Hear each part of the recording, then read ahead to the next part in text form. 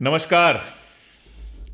इतिहास एक बड़ी मज़ेदार चीज़ होती है, ख़ास तौर पे हिंदुस्तान की आज़ादी की लड़ाई, जिसमें सैकड़ों, हज़ारों, लाखों लोग शामिल हुए, लेकिन बहुत सारे वीरों को हम धीरे धीरे भूल गए। ख़ास तौर पे पाकिस्तान बन गया, 47 में बंटवारा हो गया, पाकिस्तान बन गया, तो बहुत सारे मुस्लिम हीरोज जो थे, जिनका नाम सोने के अक्षरों में दर्ज होना चाहिए था, सुनहले अक्षरों में दर्ज होना चाहिए था, उनका नाम इतिहास से किनारे हो गया। इस शो में इतिहास के पिसरे भूले ऐसे ही हीरोज को आपके सामने दोबारा पेश करने की कोशिश करते हैं हम टीसीएच में। आज हम बात कर रहे हैं काजी जुल्फिकार अली की। काजी जुल्फिकार अली यानी कुंवर सिंह के साथी। कुंवर सिंह को हम सब लोग जानते हैं। जिस तरह से कुंवर सिंह ने अंग्रेजों से लड़ाई लड़ी थी 1857 में, कुछ दिनों के लिए अपना इलाका आज़ाद करा लिया था। कुंवर सिंह एक हीरो हैं। बलिया में ही नहीं, पूरे देश भर में कुंवर सिंह को एक हीरो की तरह जाना जाता है। लेकिन उनके साथ कंधा से कंधा मिलाकर लड़ने वाले जुल्फिकार अली को लोग भूल गए हैं। तो आज इस शो में मैं बताऊंगा कौन थे जुल्फिकार अली, किस तरह उन्होंने अंग्रेज़ों के खिलाफ लड़ाई लड़ी, क्या क्या झेला, कैसे शहीद हुए और कैसे हम उनके नाम को धीरे धीरे भूलते चले गए।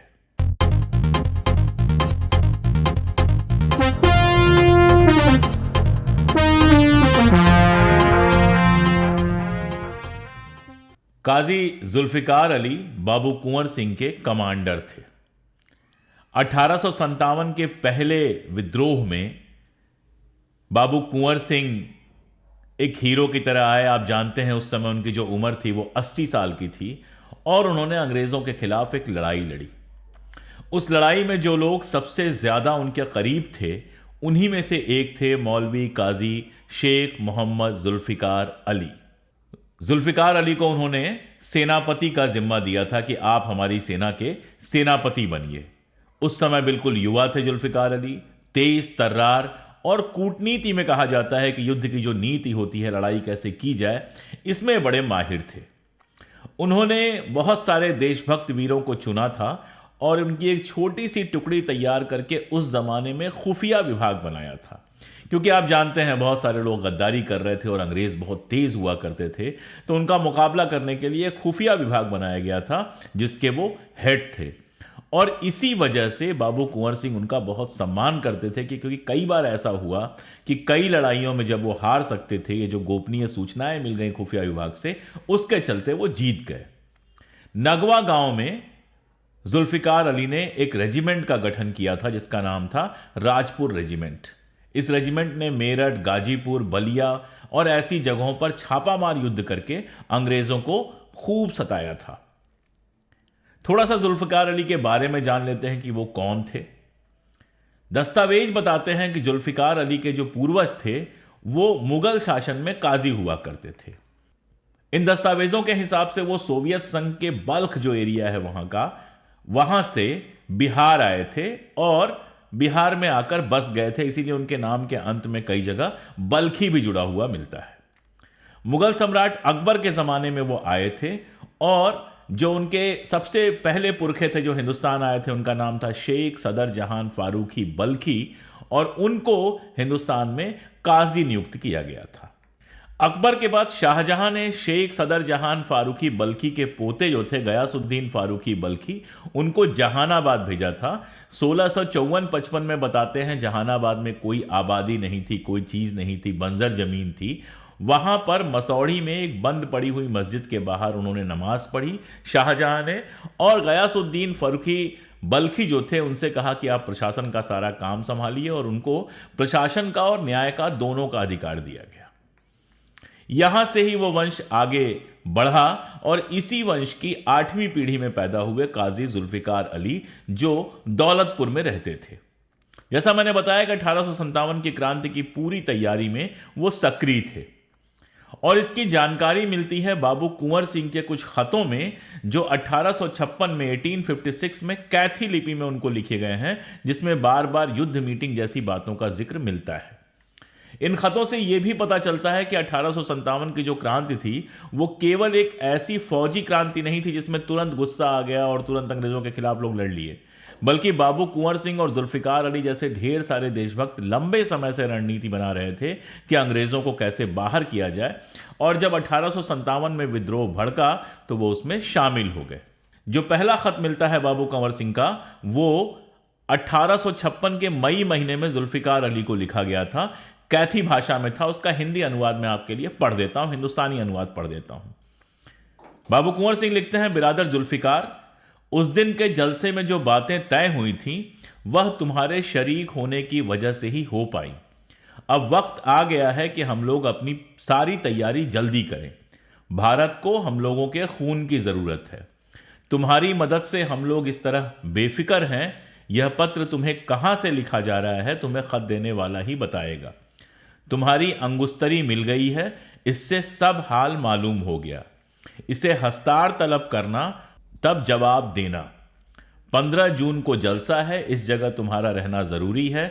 हम लोगों का यह आखिरी जलसा होगा, इससे सब कामों को मुर्तब कर लेना है। अब ये जो भाषा है, यह हिंदी, उर्दू, फारसी, अरबी सबकी मिलीजुली भाषा है। यही हिंदुस्तानी भाषा थी जो उस जमाने में चलती थी। और आप समझ सकते हैं कि चिट्ठियां जब भेजी जाती थी तो ये डर हमेशा रहता था कि कहीं दुश्मन के हाथ में ना पड़ जाए, इसलिए बहुत सारी बातें इशारे में की गई हैं। अंत में वो लिखते हैं, मिन जानिब कुंवर सिंह, मुहर कुंवर सिंह, बारू जसवंत सिंह। जसवंत सिंह के थ्रू ये खत गया होगा। दूसरी जो चिट्ठी मिलती है वो अगस्त 1856 की है। इसमें कुंवर साहब लिखते हैं, अजीज जुल्फिकार, वक्त आ गया है। वो मेरठ कासिद रवाना हो, वहां ही इत्तला का इंतजार है। कार्रवाई मुर्तब कर लिया गया, तुम होशियार हो। वो काम अंजाम हो। हम लोगों की फौज तैयार है। इधर से हम और उधर से तुम चलना। वहां अंग्रेजी फौज थोड़ी सी है। आखिरी इशारे का इंतजार करना। मिन जानिब कुंवर सिंह, मुहर कुंवर सिंह, बारू जसवंत सिंह। और ऐसे ही जो तीसरा खत है वो 9 जनवरी 1857 का खत है, जिसमें वो लिखते हैं, अजीज जुल्फिकार, अफसोस मेरा ठीक हाल मालूम हुआ होगा। दिल्ली को रवाना हो चुके हम लोगों को अपनी जान की बाजी लगा देना है। वक्त करीब है मगर मैदान में मरना अच्छा है। अफसोस तुम्हारे बारे में असल अली ने इत्तला कर दिया था। हमारा आदमी वहां मौजूद था, वह अंग्रेजों से मिला हुआ है। अंग्रेजी फौज उस तरफ जा रही है। सो तुम इस खत को देखते ही घर छोड़ दो और हमसे जहां यह निसाल बल लगाया है मिल जाओ। भगवान पर सब कुछ छोड़ दो। जिंदा गिरफ्तारी से बेहतर हम लोगों की लाश भी अंग्रेजों को ना मिले। भगवान तुम्हारी रक्षा करेगा। इस फकीर से निशान तलब करना। हम भी वहीं रवाना हो रहे हैं, तुम फौरन पहुंच जाओ। यानी जिस फकीर से यह खत पहुंचाया गया होगा उसको ही बताना था कि उनको कहां पहुंचना है।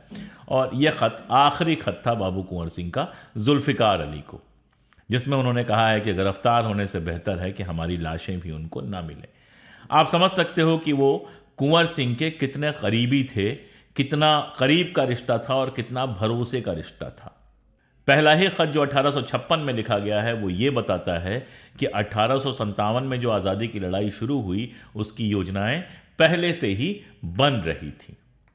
जुल्फिकार अली 1857 की लड़ाई से पहले ही अपनी फौज तैयार कर चुके थे और जो ही बाबू कुंवर सिंह का संकेत मिला उन्होंने ब्रिटिश सत्ता के खिलाफ लड़ाई छेड़ दी।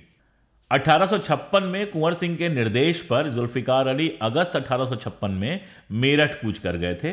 दूसरे खत को पढ़ते हुए आपको समझ में आया होगा कि मेरठ जाने को वो कह रहे हैं।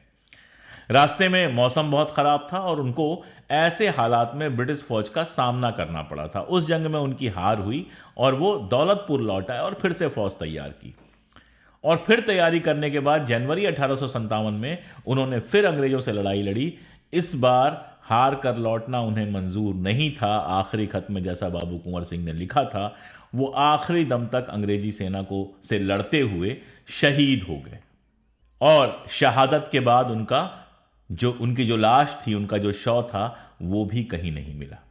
तो बाबू कुंवर सिंह की बात इस हद तक उन्होंने मानी। बाबू कुंवर सिंह ने उनको अपने खत में लिखा था कि गिरफ्तार होने से बेहतर है कि हमारी लाश भी अंग्रेजों को न मिले। और जुल्फिकार अली जब अंग्रेजों से लड़ते हुए मारे गए तो अंग्रेजों को उनकी लाश भी नहीं मिली। इससे एक नुकसान ये हुआ कि उनकी शहादत की असल तारीख क्या है ये हमें पता नहीं चलता है। जुल्फिकार अली मारे गए लेकिन अंग्रेज तो बदला लेना था, उनको अंग्रेजों को बदला लेना था। तो अंग्रेजों ने जुल्फिकार अली के ऊपर उनकी मौत के बाद मुकदमा कायम कर दिया और इस मुकदमे के तहत उनकी घर, उनका संपत्ति, सारा कुछ जब्त कर लिया गया। चूंकि उनकी लाश नहीं मिली थी, इसलिए अंग्रेज ये कह रहे थे कि वो भगोड़े हैं, वरना मरे हुए आदमी पे केस नहीं चल सकता है। तो उनको भगोड़ा मानकर, उनको भूमिगत मानकर उनके ऊपर केस चलाया गया, राजद्रोह का केस चलाया गया और सारी संपत्ति को जब्त कुर्क करके नीलाम कर दिया गया। इसके बाद भी उनका मन नहीं माना और जो परिवार था, जुल्फिकार अली के बच्चे, उनकी बीवी, उनके रिश्तेदार जो थे, उनके ऊपर भी बहुत जुल्म ढाया गया, जिससे परेशान होकर उनके जो वंशज थे, उन्होंने महादेव दास के यहां भूमिगत होकर शरण ली। 1857 से लेके 1900 ईस्वी तक जुल्फिकार अली का जो परिवार था वो अंडरग्राउंड रहा, भूमिगत रहा।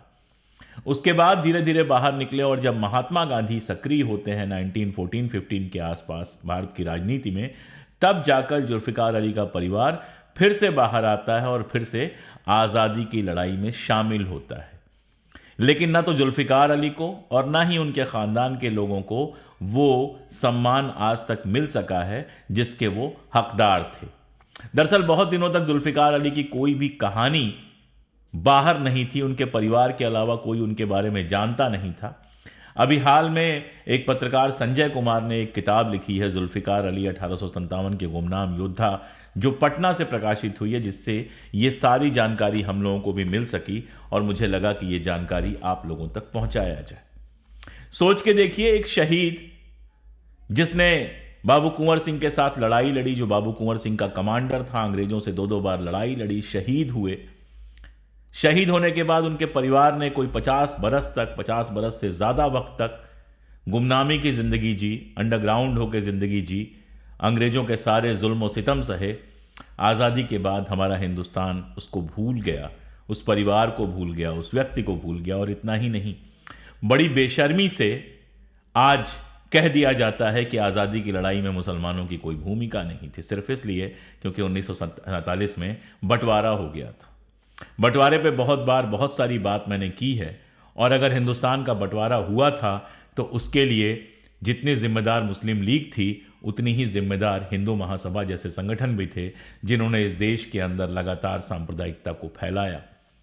लेकिन बंटवारा हो न हो, मुस्लिम लीग हो न हो, हिंदू महासभा हो न हो, कोई बात हो न हो, जुल्फिकार अली और ऐसे हजारों हीरोज को कैसे भूला जा सकता है जिन्होंने आज़ादी की लड़ाई में अपना लहू दिया है, जिनके परिवार बर्बाद हो गए, जिनका खानदान बर्बाद हो गया, जिनकी संपत्ति जब्त हो गई, जो लोग अर्श से फर्श पे आ गए सिर्फ इसलिए क्योंकि उन्होंने अंग्रेजों से लड़ना चुना था। उनका एहसान ये देश कैसे भूल सकता है। इसलिए हमारी कोशिश होती है कि इस शो में लगातार हम इस तरह के हीरोज पे बात कर सकें। आज हमने बात की जुल्फिकार अली साहब की, आगे ऐसे ही किसी और शहीद योद्धा के ऊपर हम बात करेंगे। आप हमसे जुड़े रहिए, हमारा सहयोग कीजिए, जहां तक हो सके इन वीडियोस को पहुंचाइए ताकि इतिहास की हकीकत लोगों के सामने नुमाया हो सके। बहुत शुक्रिया।